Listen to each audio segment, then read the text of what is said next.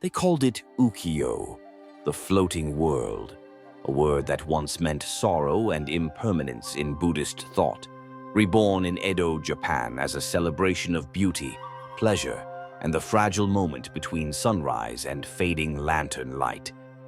In the 17th century, Japan had closed its doors to the world.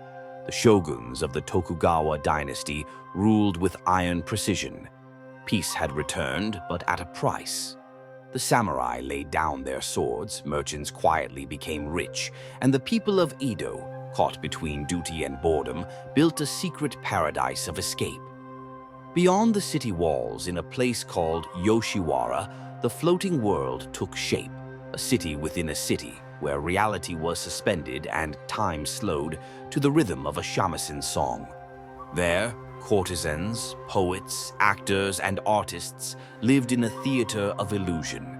The samurai came disguised as merchants, the merchants pretended to be nobles, and every man, for one night, could believe himself free.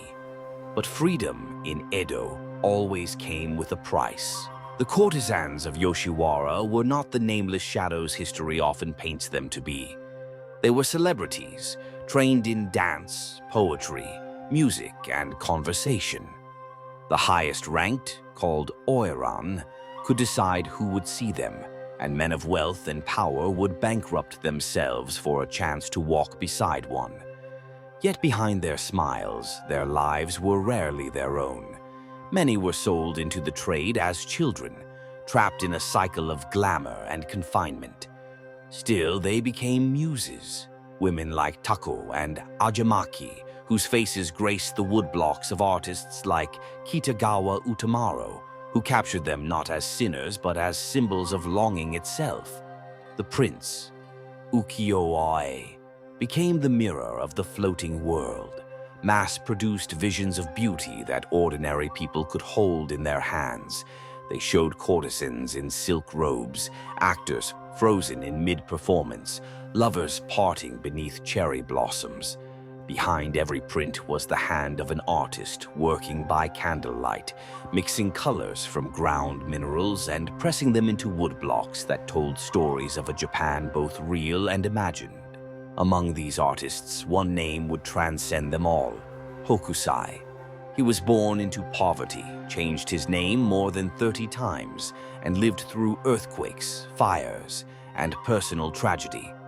Yet from that chaos, he carved order.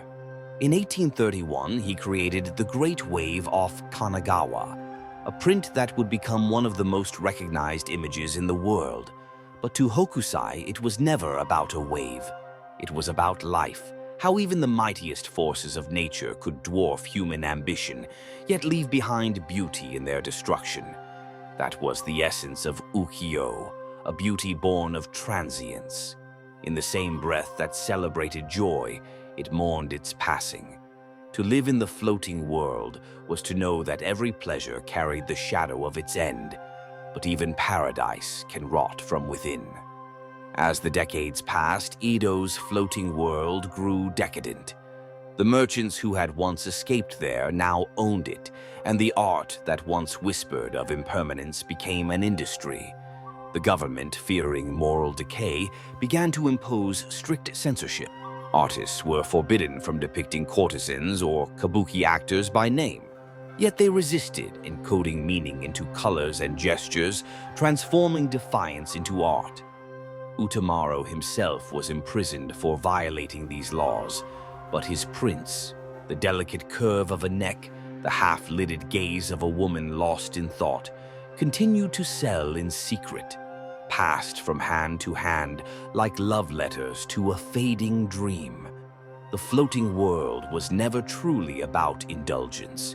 It was about the rebellion of the heart, the refusal to live only for duty when beauty existed all around. Outside the city, Japan began to stir. The black ships of Commodore Perry arrived in 1853, breaking the nation's long isolation. The shogunate trembled, the samurai rose again, and the world of Edo began to vanish like ink washed away by rain. When the Meiji Restoration began, the old ways were cast aside in the name of progress.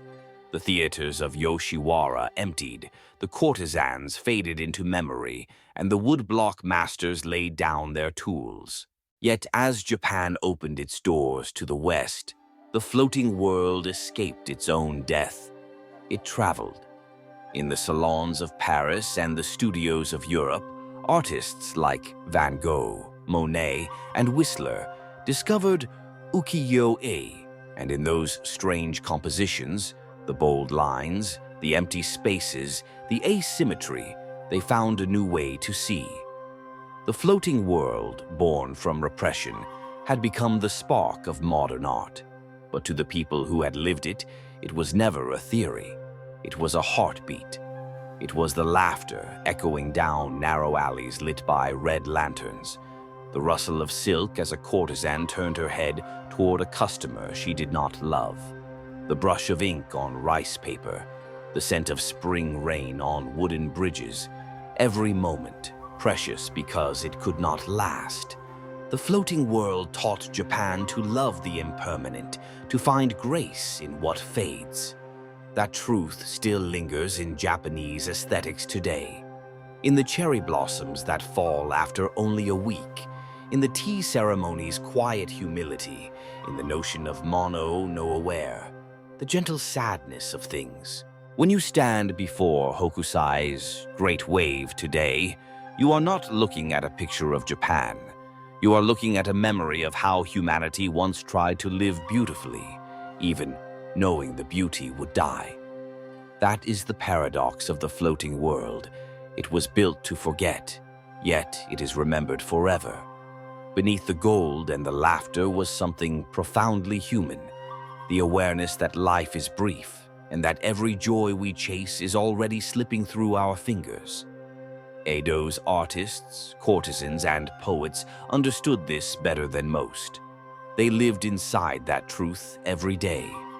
And so, when the floating world finally vanished, it left no ruins, only echoes. A geisha's fan preserved in a museum, a faded print on the wall of a collector in London, a poem written by a man who never signed his name.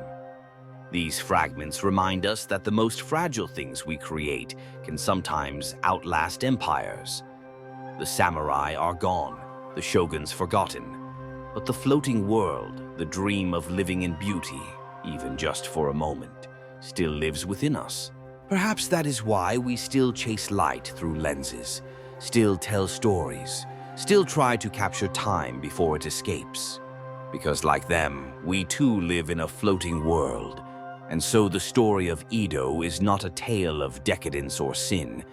It's the story of how people trapped in order learn to dream.